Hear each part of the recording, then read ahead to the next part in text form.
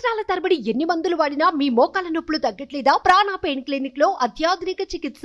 బాచుపల్లిలో భార్య మాధవిలతను భర్త నాగేంద్ర భరద్వాజ్ అతి కిరాతకంగా హత్య చేశాడు. ఏడాదిన్నర వయసున్న కుమారుడి ముందే భార్యను పొడిచి చంపాడు. ఆపై ముక్కలుగా నరకాలని అనుకున్నాడు. అది విఫలం అవ్వడంతో ఆత్మహత్యగా చిత్రీకరించేందుకు గ్యాస్ సిలిండర్ లీక్ డ్రామా ఆడాడు. కానీ ఎట్టకేలకు దొరికిపోయాడు. ఇంతకీ ఏం జరిగింది? మాధవిలతను భర్త నాగేంద్ర భరద్వాజ్ ఎందుకు చంపాడు, ఎంతలా వేధించాడు అనేది కుటుంబ సభ్యుల మాటల్లో ఇప్పుడు తెలుసుకుందాం. ఏం జరిగేదేముందండి, మా చెల్లెల్ని అతి కిరాతకంగా పొడిచి బాడీ మీద చాలా చోట్ల కసితీరా పొడిచి, చనిపోయిన తర్వాత కూడా పొడిచి, గొంతులో 6 times స్టాప్ చేసి, తల మీద సుత్తితో మోది కిరాతకంగా చంపాడండి. చంపేశాక కూడా అమ్మాయి కాలు కట్ చేశాడండి. ముక్కలుగా చేసి బాడీ పార్ట్స్ని డిస్పోజ్ చేసి ఎక్కడెక్కడో పడేద్దామని ట్రై చేశాడు. అతని వల్ల కాలేదు. ఆ పొడిచిన కత్తితో కాలు మీద పెట్టి బోన్ విరగొట్టడానికి సుత్తితో కత్తి పిడి మీద కొడితే కత్తి విరిగిపోయిందంటండి. ఇది పోలీసులు చెప్పిన విషయాలు. అది చేత కాక, ముక్కలుగా చేయడం అతని వల్ల కాక, 2 సిలిండర్లు ఓపెన్ చేసి, ఒక సిలిండర్ అమ్మాయి పక్కనే బెడ్రూమ్లో అమ్మాయిని చంపేసి, అమ్మాయి పక్కన ఒక సిలిండర్ పెట్టి, ఇంకో సిలిండర్ కిచెన్లో పెట్టి, వైర్లు ప్లగ్లో పెట్టేసి షార్ట్ సర్క్యూట్ చేయడానికి ట్రై చేసి, ఆ సిలిండర్లు ఓపెన్ చేసి వైర్లు పెట్టేసి చిన్న బాబుని తీసుకొని ఇల్లు లాక్ చేసి వెళ్ళిపోయాడండి. ఇది సుమారు 4వ తేదీ, మే 4వ తేదీ రాత్రి 9-9:30 టైంలో జరిగి ఉండొచ్చని పోలీసులు చెప్పారండి. అతను ఇదంతా చేసి ఎన్ని గంటలకు వెళ్ళాడు అనే విషయం మాకు తెలియదు. బయటికి వెళ్ళాడు.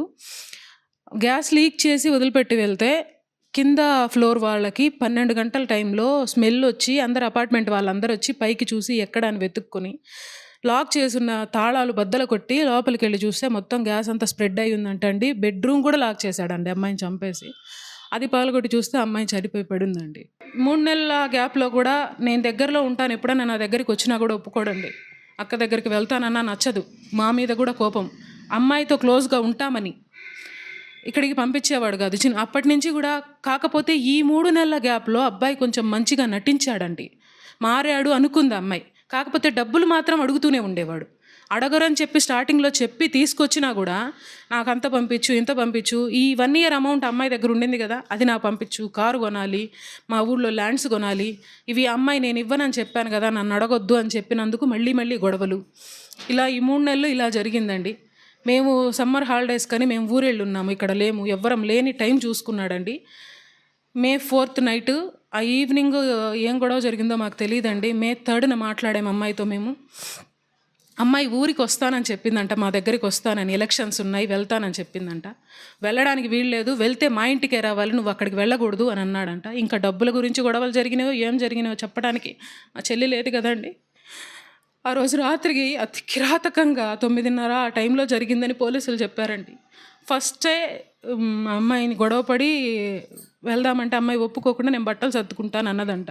కబోర్డ్ దగ్గర వంగి ఉందంట అండి. స్టార్టింగ్ ఏమి చేశాడో, ఎలా కొట్టాడో తెలీదు. తల మీద సుత్తితో కొట్టిన దెబ్బలు ఉన్నాయండి. తల వాచిపోయి ఉంది.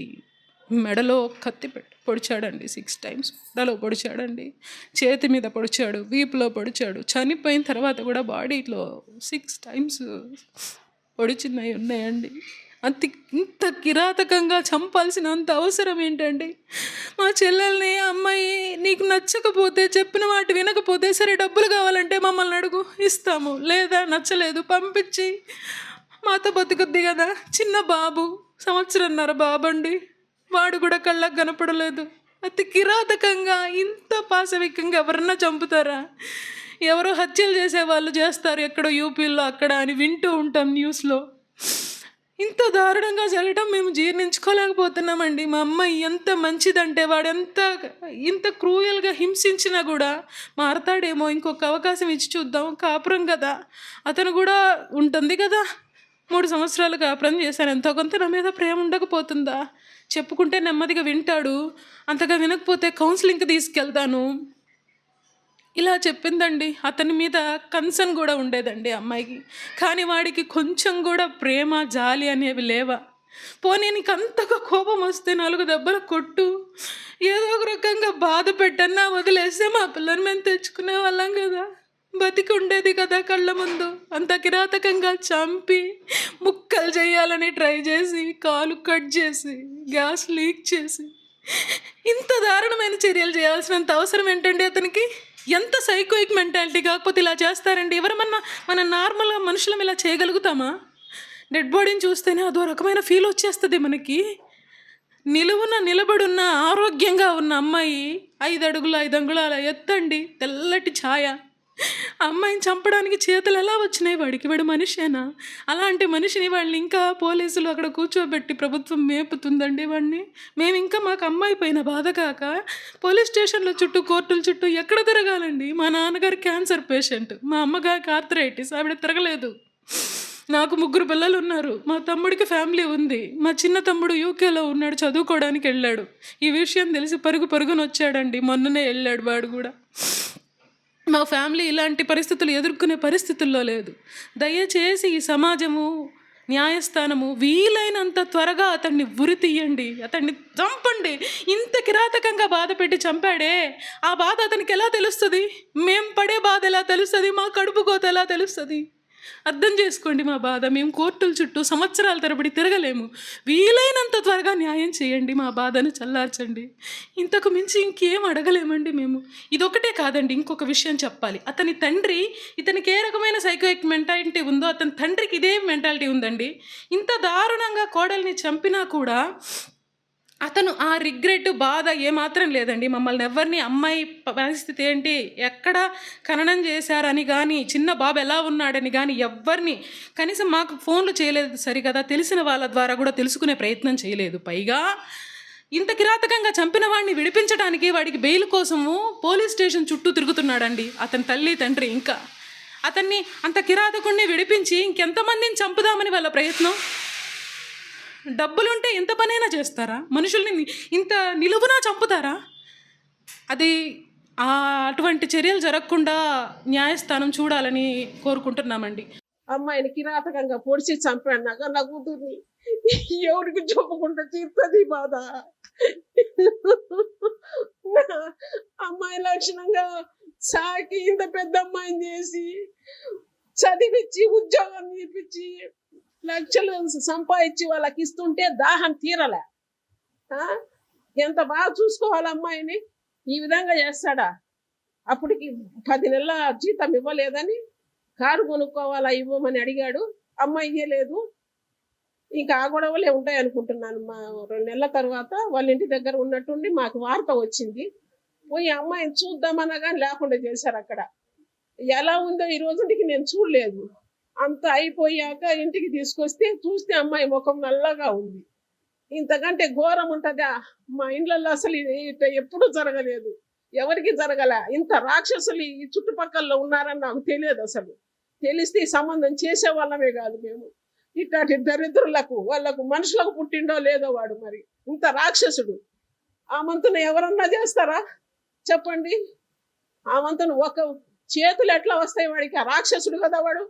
ఎన్ని కత్తిపోట్లు పొడిచాడో బిడ్డని, ఎంత బాధపడిందో నా బిడ్డ, ఎంత నరక అనుభవించిందో. ఎవరు చూస్తారు ఇవన్నీ? వాళ్ళకి ఇలాగే జరిగితే కదా వాళ్ళకు బాధ అర్థమయ్యేది. ఇట్లాంటి బాధ వాళ్ళకు జరిగితే కదా నా ఉసురు తగలకుండా పోద్దా వాళ్ళకి, దరిద్రులకి. వాళ్ళు కట్నం కోసం, డబ్బుల కోసమే చేశారండి ఇవన్నీ.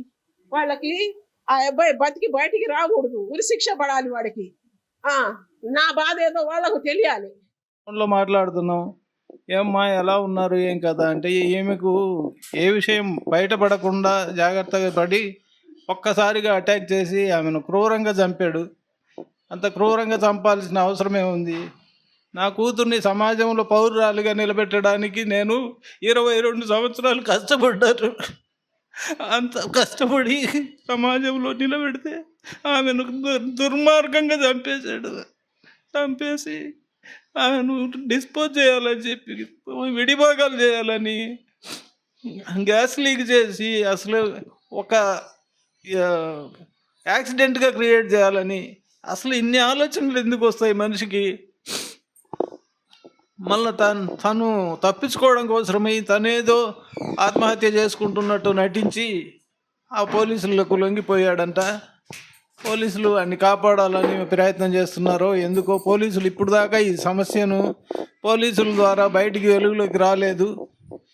ఇప్పుడు ఎవరి ద్వారా తెలుసుకున్నారో ఈ మీడియా వాళ్ళు వస్తూ ఉన్నారు. వాళ్ళకు మా బాధను వెలిబుచ్చుకుంటున్నాం. ఈ కిరాతకుడిని సమాజానికి మేలు చేయడం కోసమైనా ఎన్కౌంటర్ చేసో ఉరి తీసో చేసి మా కుటుంబానికి రక్షణ కలుగజేస్తారని చెప్పి నేను ప్రార్థిస్తున్నానండి. సుమన్ టీవీలో మీ పర్సనల్ అండ్ బిజినెస్ ప్రమోషన్స్ కోసం కింది నెంబర్కి కాంటాక్ట్ చేయండి.